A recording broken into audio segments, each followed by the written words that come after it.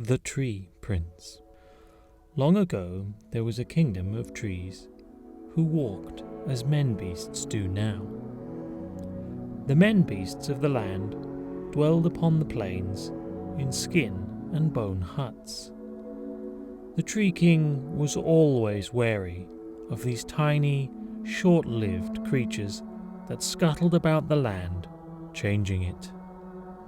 The trees watched from the high mountains as the men-beasts chipped at the land for stone, redirected streams for convenience, ate of the small plants, and hunted other beasts for skins and meat.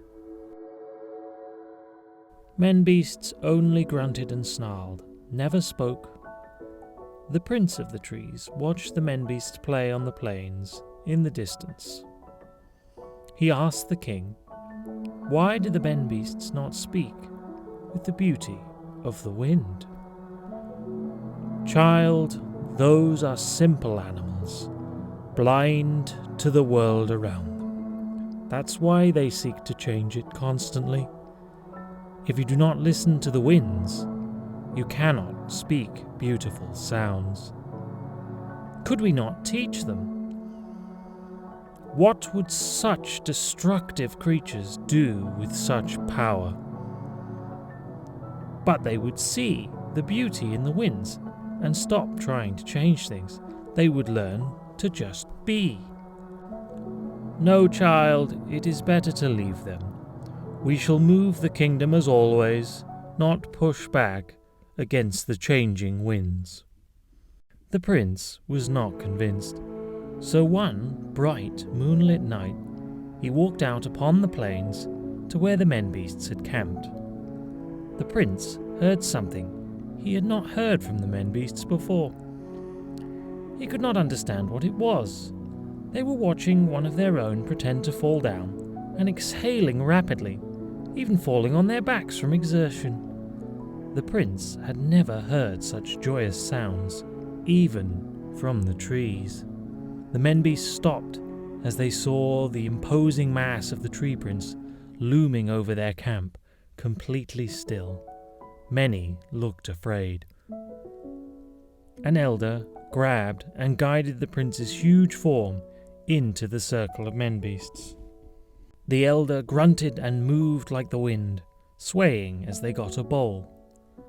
They handed it to the prince, who took it with many branches. The elder gestured to him to drink and mimicked the sound of a bee. Looking at the liquid and remembering watching the men-beasts make something out of the bee's nectar, he drank it, and the men-beasts grunted in approval. He sat still in the circle, and the men-beasts continued their games. They began to bang on skins stretched over bone and pull on strings made of other beasts. The prince had never heard sounds like these, made by the changing of the world. The men-beasts hooted and yelled like the birds. As the noise grew, the prince let out the song of the wind. The men-beasts grew louder, spurred on by the new sound. They danced until they could dance no more. Eventually, the men-beasts fell asleep, and after a time, the prince returned to the Tree Kingdom. The king waited for him, furious. You have been changed by the men-beasts. Look, you have borne fruit. No, father, it's okay. I just wanted to let them hear the song of the wind. The kingdom is going because of the changing wind, but you must stay here forever quiet. The royal guards cut the prince's feet into points and drove them into the ground, rooting him in place.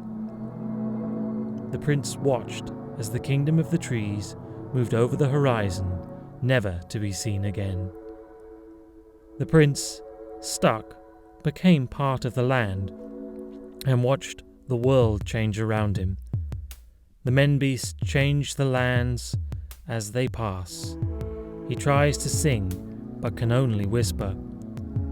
Discovering his fruit, the men-beasts eat heartily and spread the seeds, changing the land forever.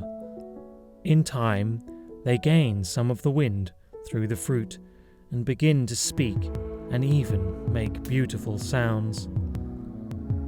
The prince watches as the power this gives them takes them further from hearing the winds. But once in a while, one of the men beasts will eat a fruit and sit and hear the tree prince's whispered beauty in the winds.